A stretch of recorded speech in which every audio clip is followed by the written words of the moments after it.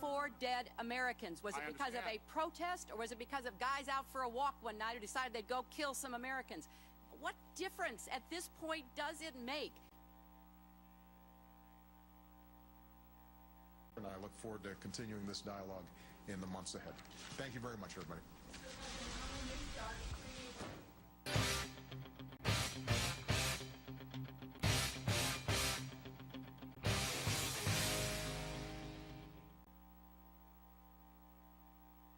John Whitehead of the Rutherford Institute refers to the world we're living in right now as an electronic concentration camp. He's being literal. He's not joking around.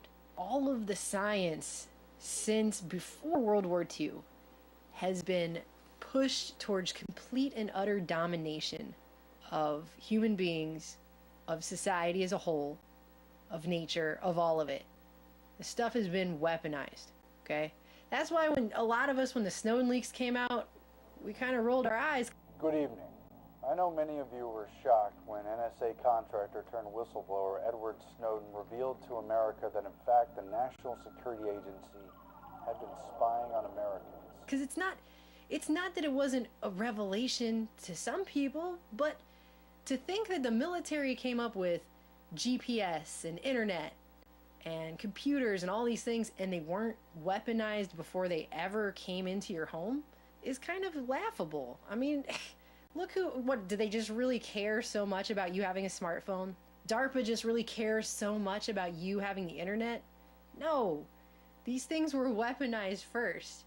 It's a technological control grid.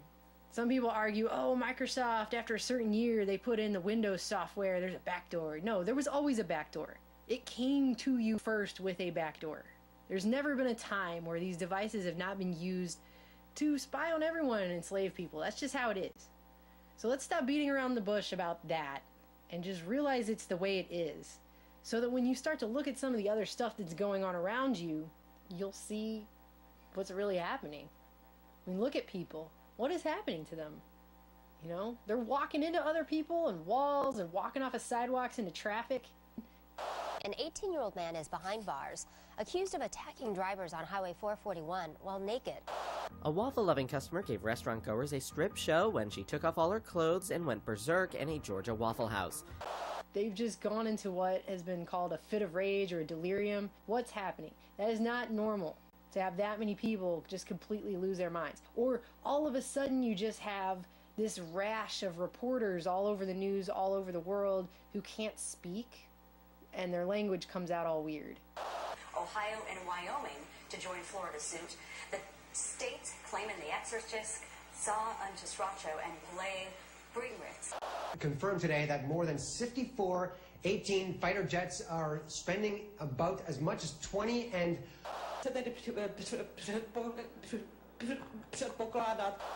We did see a lot of those cases back in 2012 all over the world. Why?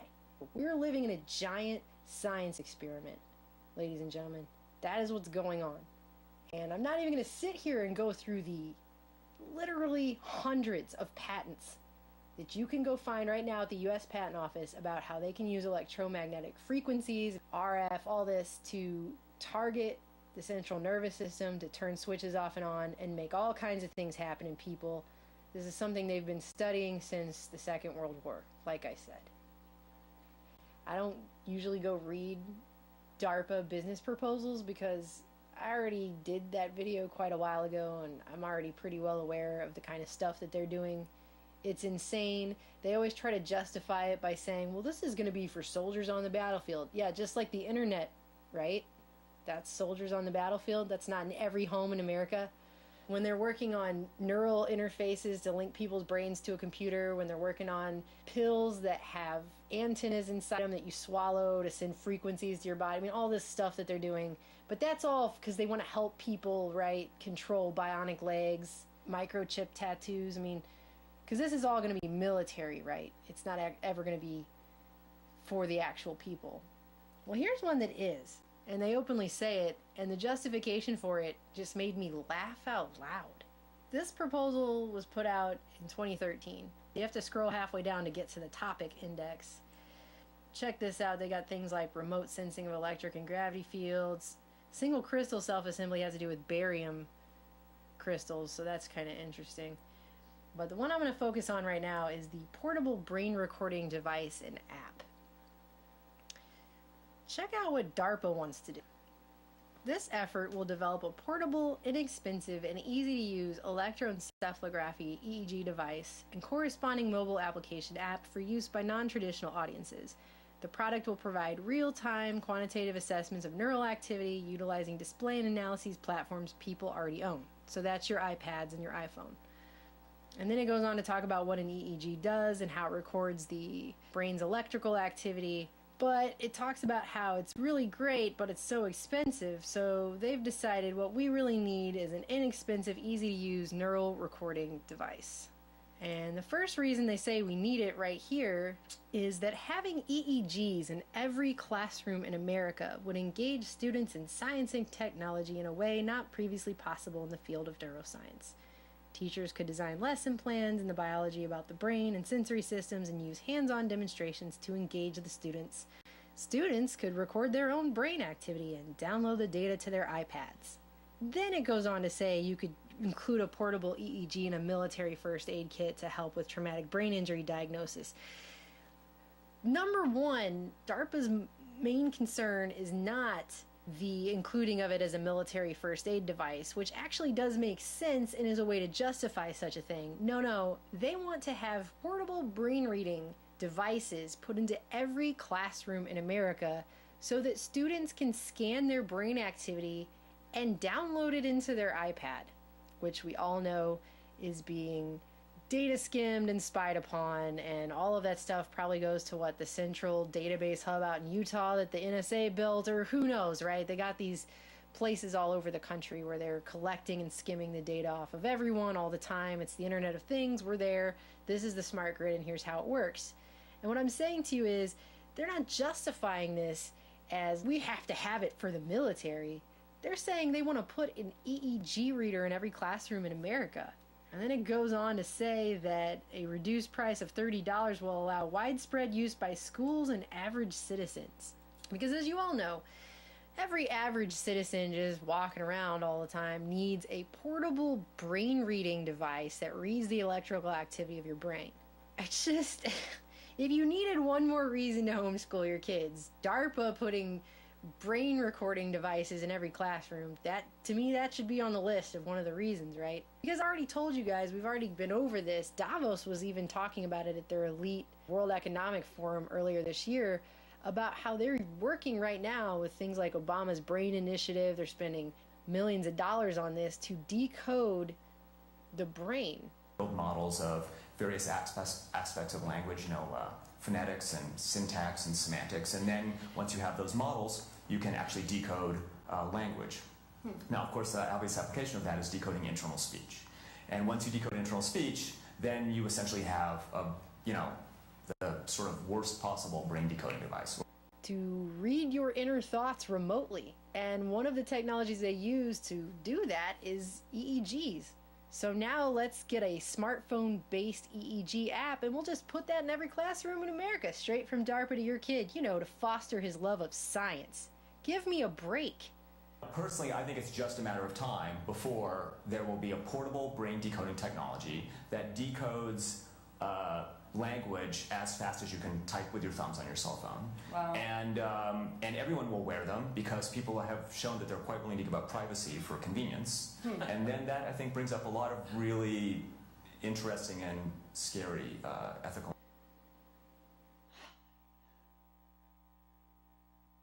Good evening, everybody. Welcome to Wake Up America. My name is Phil Marie, and we have Walter J. Kapazinski, the 15th, the Polish Prince of Polka.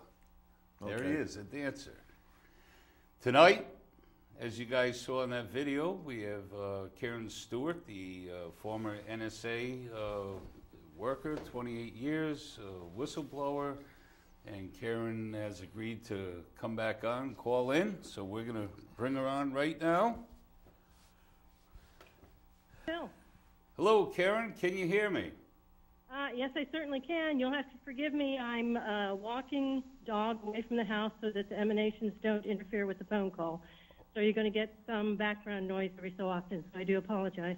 Okay, well, briefly, for the viewers that missed last time Karen was on with us, she's a 28-year veteran with the NSA.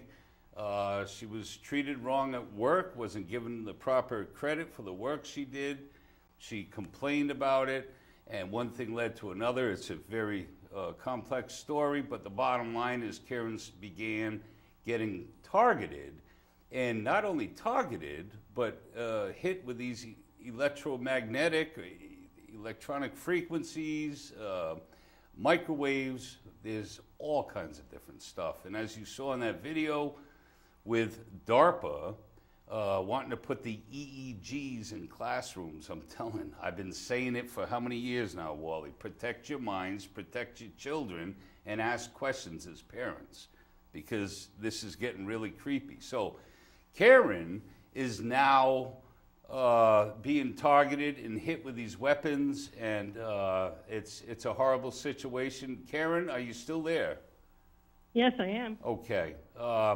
So I'm glad to have you back, and I understand you've been hit pretty hard with these weapons, and I'm thankful that you're willing to come back on and talk about it a little bit. You've also been out in contact with many other targeted people, and they just think the world of you, and so do I. I think you're a great American, a good patriot, such as Bill Binney, Kirk Wiebe, Thomas Drake. And this is just the tip of the iceberg. I think there's a lot of people being targeted that don't even realize what's going on. And well, I think you're right, and I thank you for that. But you know, I would say that every targeted individual who has reached out to me and said they want to tell me their story or ask me questions, they're outstanding people. I have not met one who I would not be proud to call friend, and I'm rather astonished by the exceptionally high quality of the people being targeted. I have witnessed the same. There's a lot of intelligent people, a lot of hardworking people, a lot of good Christian people, yes. And for some reason, it doesn't make sense on all the different varieties of people that are being targeted. There is no rhyme or reason. I know the majority of them are females, maybe I think 70 or 65%, something like that, I think, from what the people who have reached out to different groups. So Karen, here you are down there, and you're being hit with these weapons, correct? Yes. Yes, yes. And they're disrupting all your technology, all your devices, whether or not you can get emails, phone calls, what have you. And you also believe that potentially there's people on the ground using stuff against you, correct? Oh, yes. The NSA came into town, basically, after my lawyer subpoenaed some evidence that NSA was not happy that we'd found out about. So they came into town, which town is Tallahassee, Florida, which is where I go to spend about half the year with my elderly parents trying to help them out. And NSA came into town, went to the FDLE, and spread some kind of lie about the fact that I was some kind of terrible person, some kind of terrorist, some kind of who knows what. And they got the FDLE to get their civilian infraguard cadre of people to stalk and harass me. And I could tell these people were really scared of me, and if you would look at them funny, they'd run away. So from about April of 2015 into November, I had these dimwits following me everywhere that I went, looking into my shopping cart and all that kind of stuff, as if I were buying bombs or, from Bombs R Us or something. And so I just kind of ignored them or made fun of them.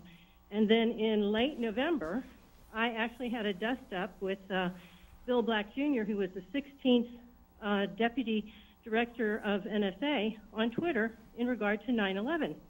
And I had posted my experience having to do with 9/11, and I had been told by 2 separate analysts that they had all the information they needed to prevent it 6 months ahead of time. And he basically got onto Twitter and was trying to say I was a troll, and I said, no, sir, I'm not. I worked there 28 years. And he said something to the effect, well, that's all I need to know. And he erased all of the Twitter communication with me, and then within a few days I found myself being hit with electronic harassment. So obviously what I said hit a chord, and they did not like what I was saying. Well, that's too bad because it's the truth. You know, 2 separate analysts, 8 years apart, told me the exact same story, that they had everything they needed to stop 9/11 6 months ahead of time, and they were forbidden by NSA management to tell anyone. They were forbidden to do their jobs. And one of the men had even been sobbing his heart out when he told this story, so it's not like he was lying. It's a little hard to cry like a baby and lie at the same time when you're a man in his 40s. So I knew what he was telling me was exactly true, and he repeated over and over again, none of those people had to die, none. So, wow. You know, NSA apparently, not only were they angry that I wouldn't drop my EEOC lawsuit, but they were very angry that I happened to know the truth about 9/11. Now, Kirk Wiebe, NSA whistleblower Kirk Wiebe, on previous shows with us, said that his group, because all you guys work in separate groups, sometimes separate from one another, doing your research, what have you, but I believe Kirk said they were only days, literally a few days away from his particular group of stopping this thing. And well, it could be that they came at it from 2 different directions, and 2 different groups discovered similar information, but didn't share with each other. Sure, sure. Now, I have an article here. Hold on. Reg, camera 3. Nice picture of a sunset cross, huh, Wally? Yep. Right here, NSA canceled program that could have stopped 9/11 weeks before attacks, then silenced its creator, and that's a picture of Bill Binney, who's been a guest on our show several times. And thanks, Reg.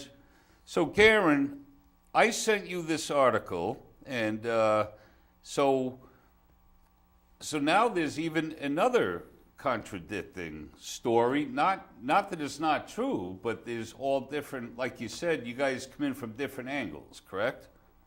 Well, you know, I found that very interesting because the 2 analysts that I spoke to actually worked in the same area. They were on the same team in the same office. And the first one I talked to, the man who was, I'll call him Crying Man, he was in the hall sobbing his heart out on September 13th when we were allowed to come back into the building.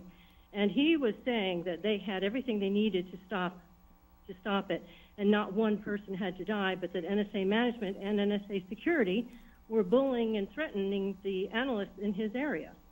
And then 8 years later, I met another man who essentially had been stalked and harassed for about 10 years. And they fired him and blackballed him.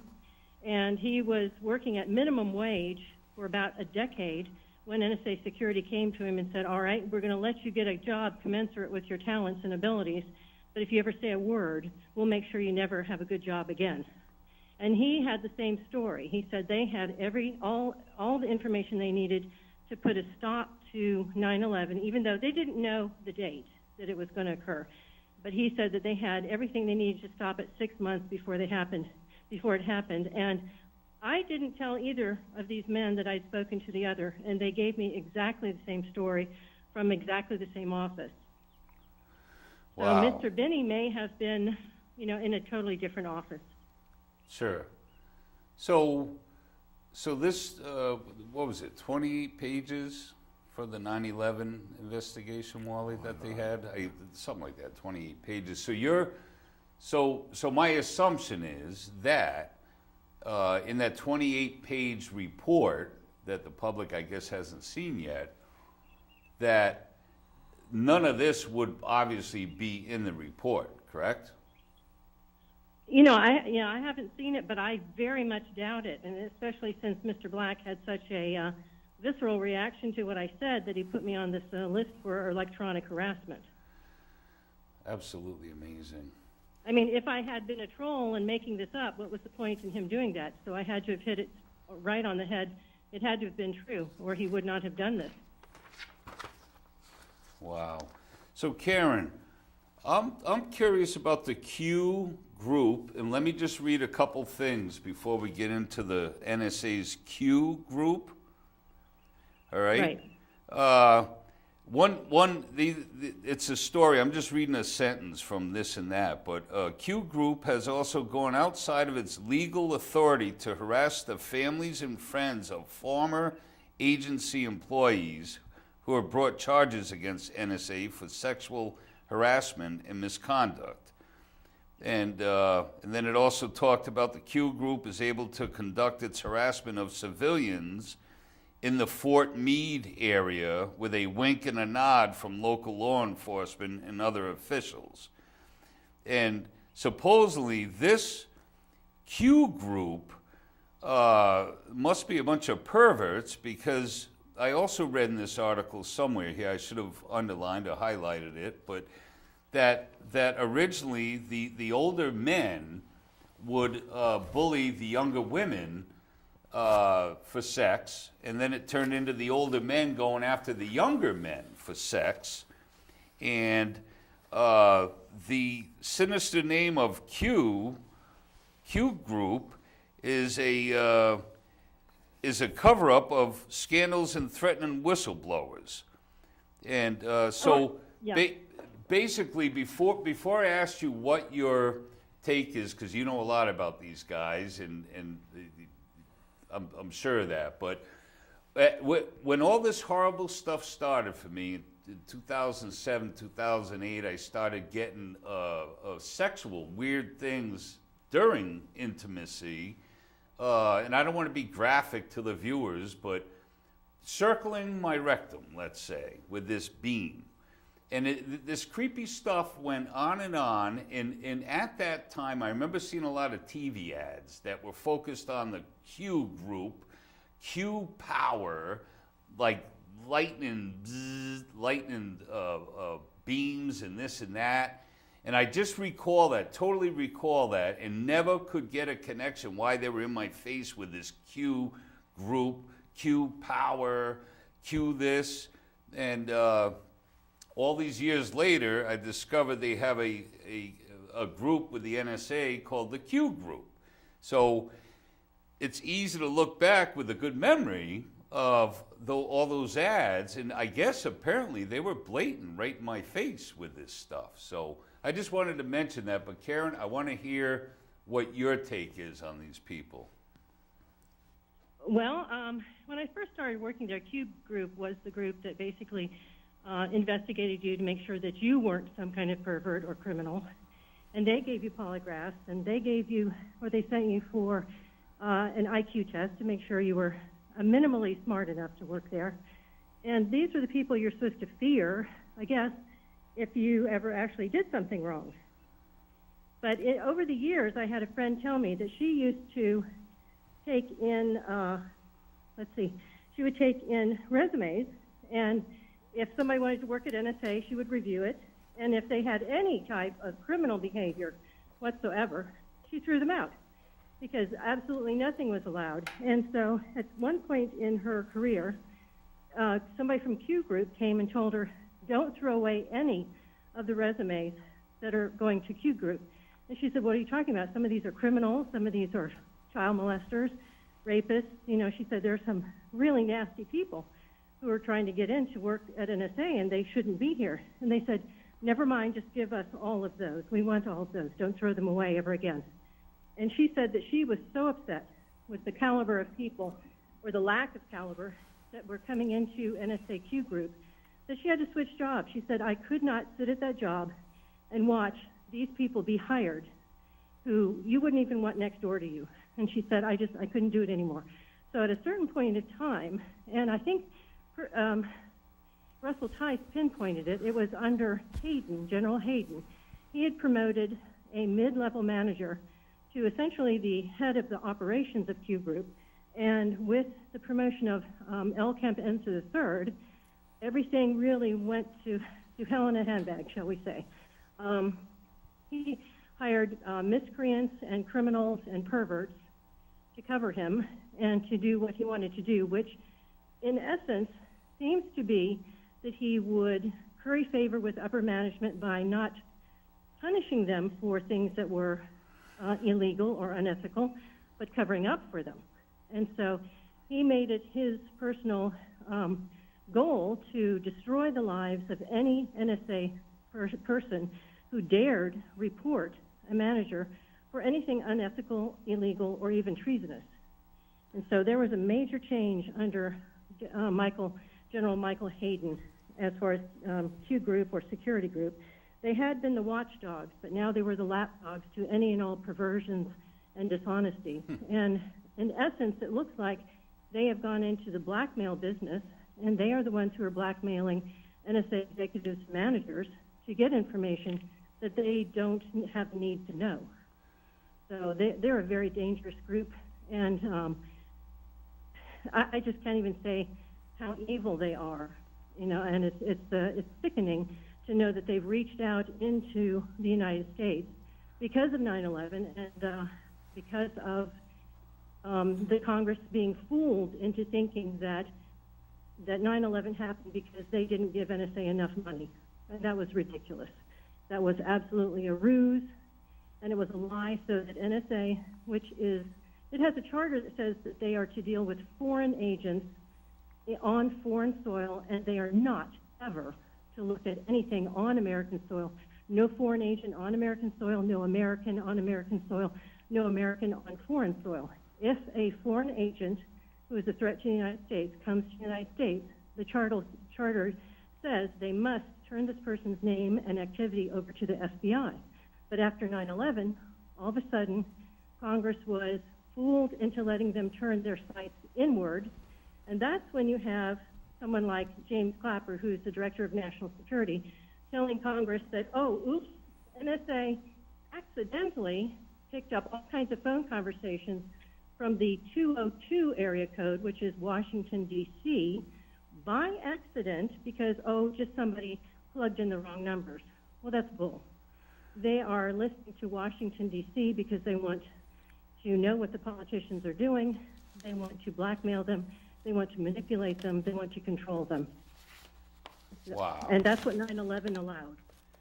You know, Karen, I thank you for the information with this Q group. I was absolutely amazed when I stumbled on this article, and you know, sometimes you have to go into the future and get some pieces of the puzzle, and then it makes it easier to go backwards and see exactly what was going on. And I've seemed to have mastered that technique, and it's just absolutely creepy what's going on, especially with the Navy, with DARPA, as we know, and you saw that video too, Karen, that wanting to put EEGs in classrooms to monitor children's brainwaves is absolutely creepy. And again, if I was a parent, I would be... It's absolutely obscene. Yeah, I would be absolutely...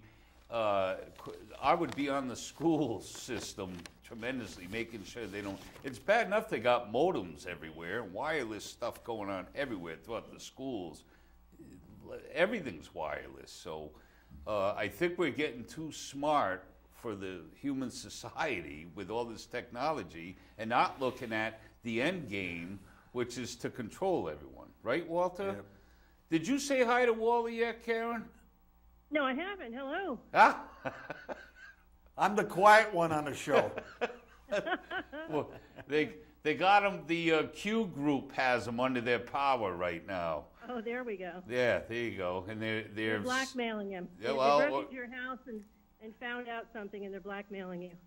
He's talking like he's part of the government. That's right. That's right. When he's talking about me. That's right.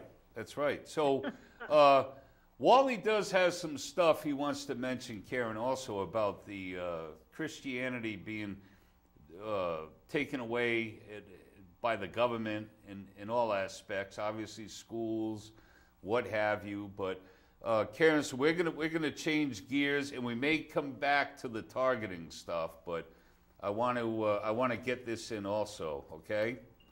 All right. Well, Karen, as you already probably know, the government is fooling around with people who appreciate their religion, and there's a lot in the Constitution that was set up that government shouldn't assault religion at all. And that saying the statement there is about separation of church and state was to stop government from going after religion. And they're doing that today in this country, big time. And I got quite a few examples to tell you about that, and we'll cover some of them, not all of them. But there are many cases that shows how the government is attacking religion and religious people. And what's happening is the media won't tell you about the skyrocketing persecution of Americans in this country. And they've been at Christmas time, they've had the stores take down signs that had Merry Christmas on it and everything else. But I kind of think we beat that up a little bit, and it's a better situation right now. But people don't realize how important this is to the American people. And one of the greatest gifts we have in America is the gift of our freedom. And that's what the Constitution forced to be written into writing to correct these things. And in our great country, the Constitution is the document that protects us. And after the Bible, it is the single most important document we got in the world. So absolutely. Yeah, and but there's too far Americans that don't understand the Constitution. I'm not saying I'm an expert about the Constitution, but our freedoms have to be protected, and that's what the Constitution is doing. And people are going around the Constitution, so we can't have our fair game here. Now, I'll read another thing that it says about the Constitution. It says, Congress will make no law respecting the establishment of religion or prohibiting the exercise, therefore, abridge freedom of speech or the press. The press shouldn't be doing anything. The right of the people, peaceful to assemble, that's one of their things they have to have, and to petition the government for readdressing grievances. That's what they have to allow. The First Amendment to the Constitution of the United States. That's right there, and they're not following through on it. I got some examples here of what how people are being going after religious groups. And I'm going to give a couple examples that we have right now. We have Americans who have died, veterans who have died, and there's a cross, a 20-foot memorial cross to honor these people.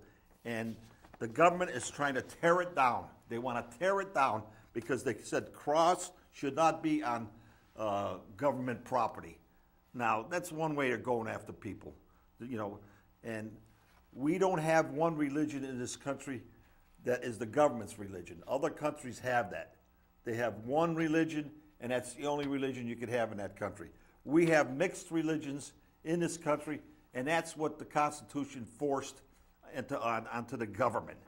And should a Bible teacher, here's another case, a Bible teacher should be taught, ordered by the Obama administration, either violates his beliefs or about abortion or to pay millions of dollars for crippling fines.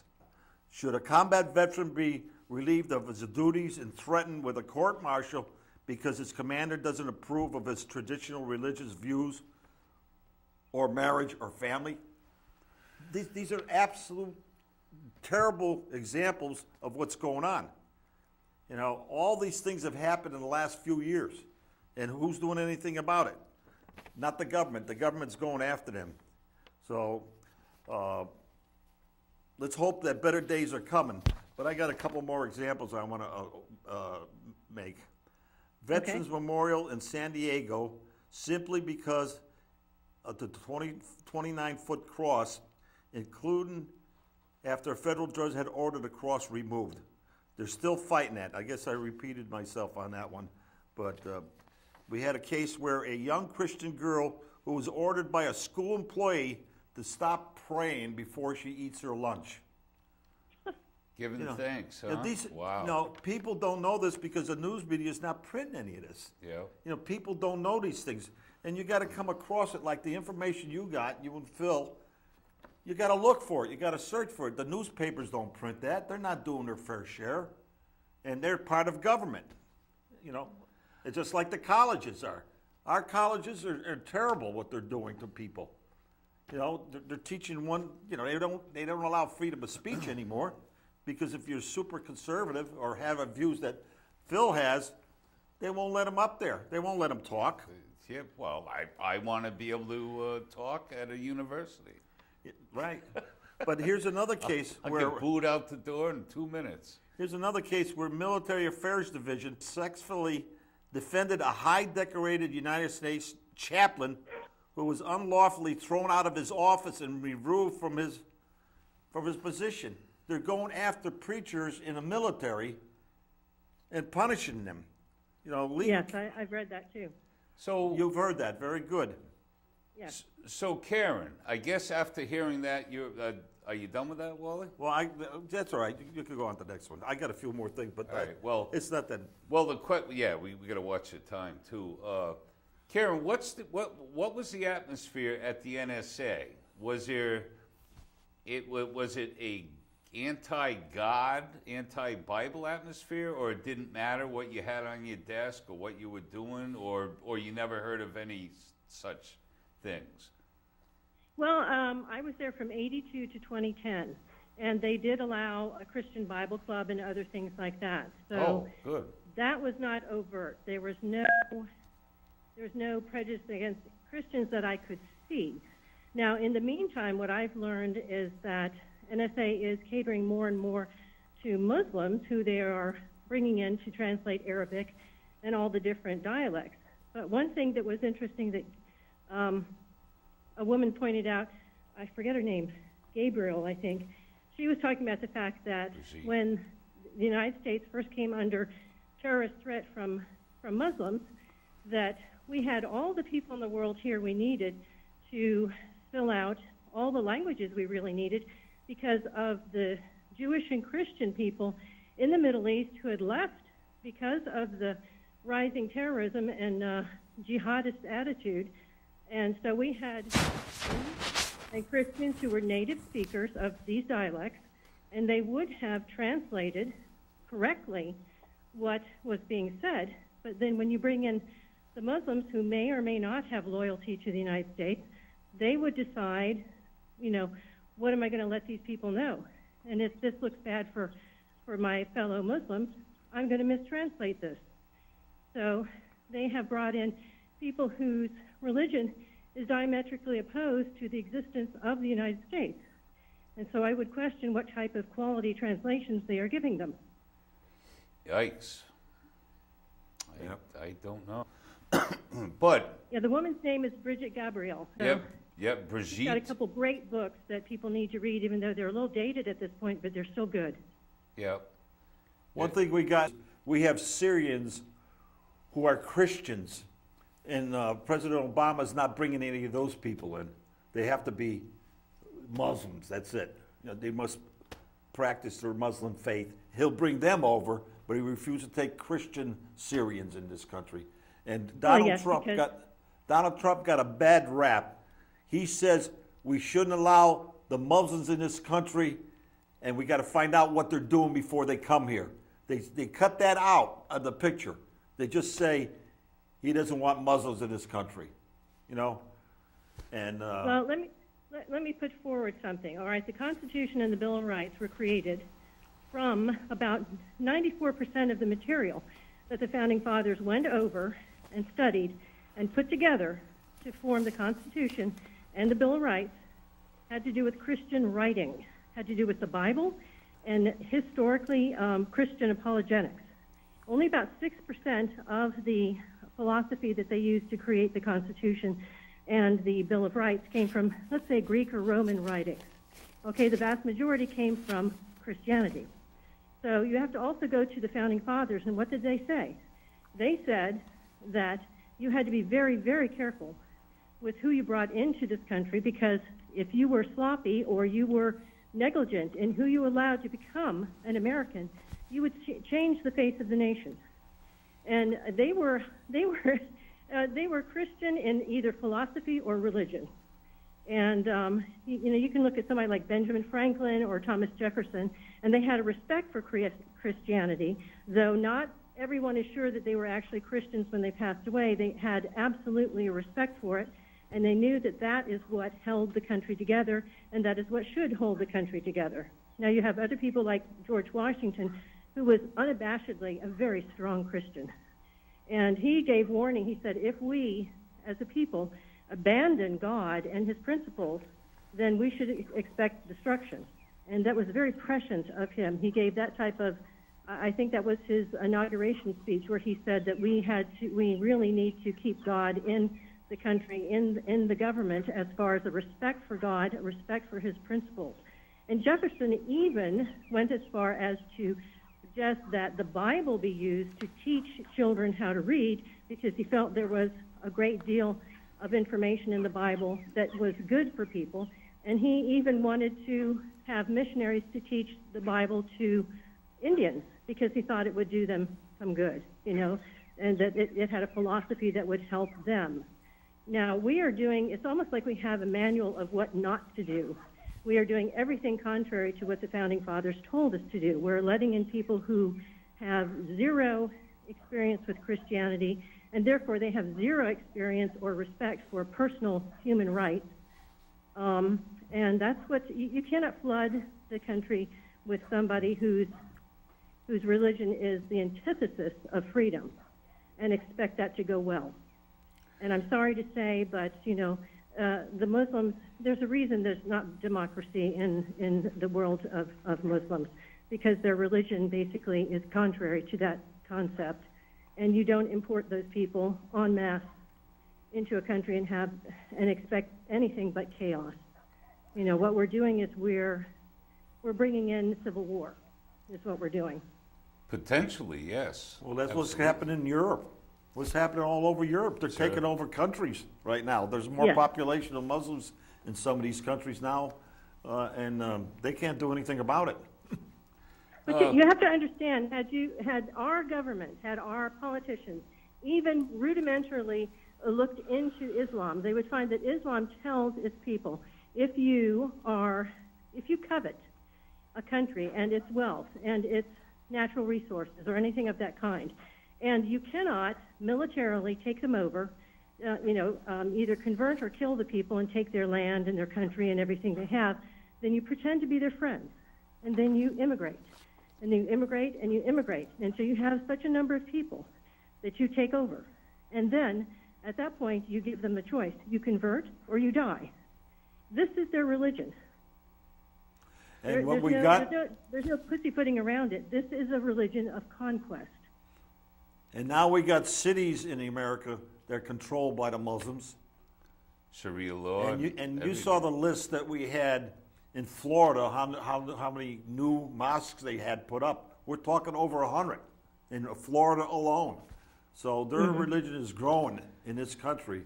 And I just hope they learn more about our country and become Americans. And that should be... That's not likely. I know it. That's not like them at all. So Karen... they won't assimilate. They have never historically assimilated. Okay, Karen, we gotta keep moving here. Okay. Just because we run out of time quick, but Reg, camera 3. What you guys are looking at here is a site called Constitution.com. There's an article about Bill Clinton, and you won't believe what Bill Clinton's former mistress does to protect herself at night. All right. Thanks, Reg. So in this article, the mistress name is Sally Miller. Sally Miller, and this was before he became president. She had a 3-month affair with him, and Sally Miller had a 3-month affair with Bill with Bill Clinton years before he became the 42nd president of the United States, and that relationship has her fearing for her life today.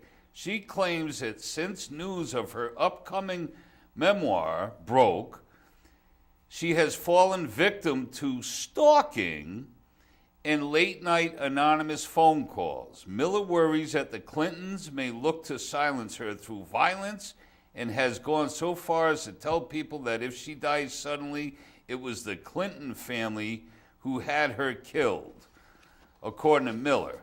And then it goes on again, nothing happened in the Democratic Party when they were trying to get Bill into the White House that Hillary didn't approve.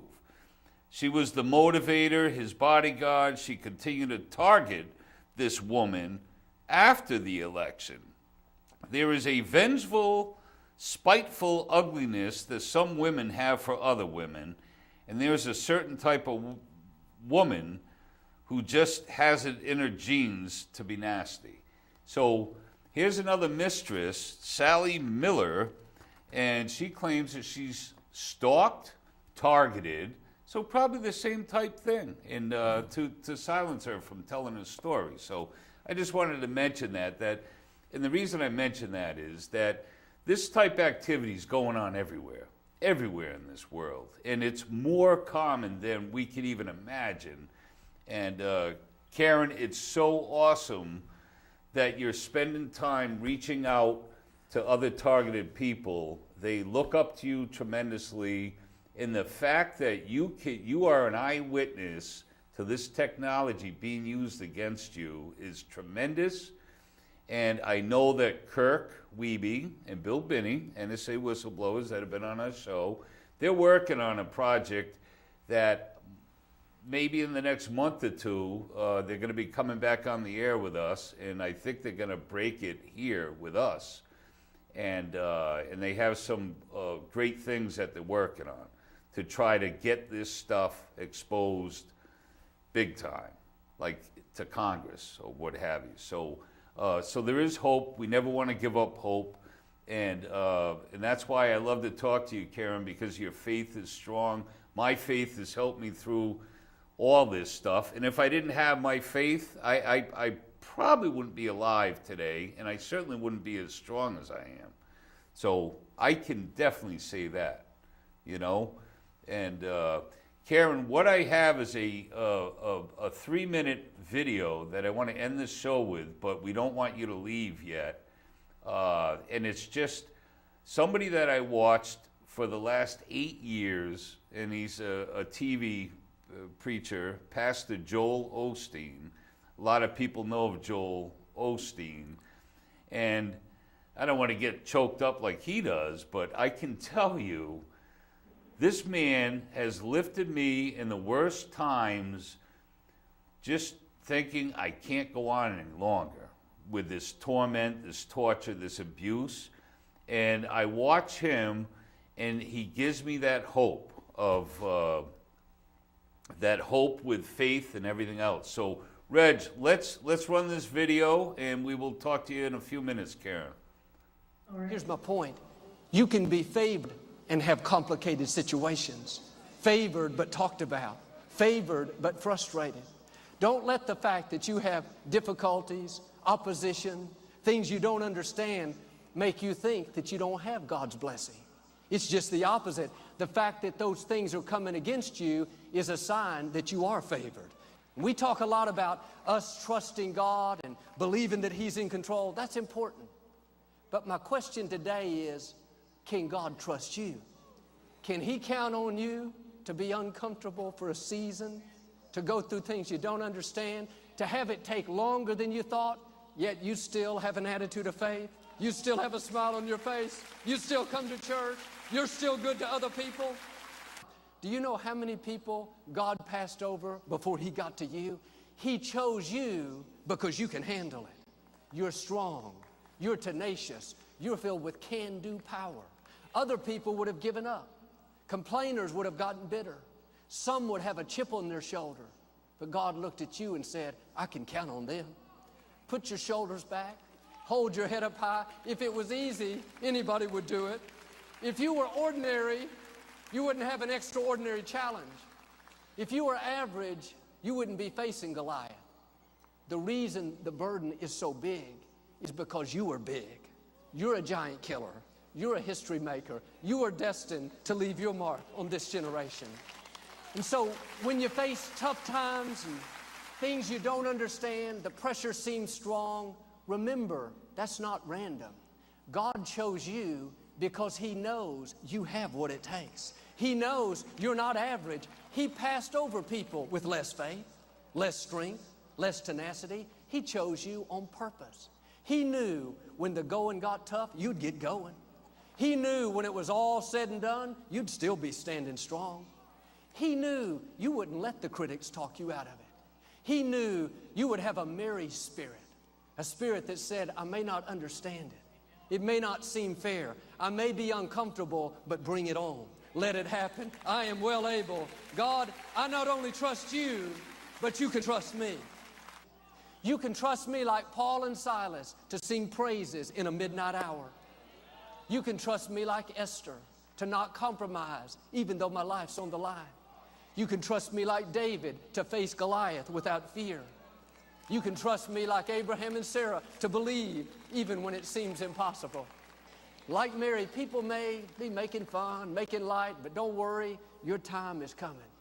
Our attitude should be, I am in it to win it. I am not going to get discouraged because it's taken longer than I thought. I'm not going to give up because people have come against me. I'm not going to live frustrated because I'm disappointed, I'm lonely, I've had some tough times. No, I know I've been armed with strength for this battle. I know the forces that are for me are greater than the forces that are against me.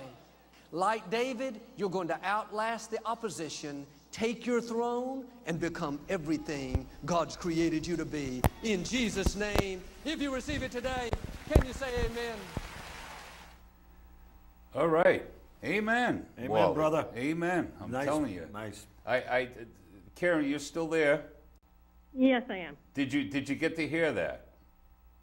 No, actually, it didn't play for me. Okay, that's all right. Anyways, Joel, he just talked about how you never give up the hope and what have you, and it just very, very encouraging. And I like to end the show like that because no matter what we're going through in life, God is the answer with all problems, and God is the answer even in good times. I mean, don't just turn to Him in bad times, but in good times too. Karen, what's the final word with you? Well, you are right. The Bible does say, thank Him in all things, whether good or evil is happening to you. And I would like to say that I am especially grateful to certain people who have stepped forward and said, we're praying for you every day. And those people are gifts from God, and I cherish them more than I can tell you.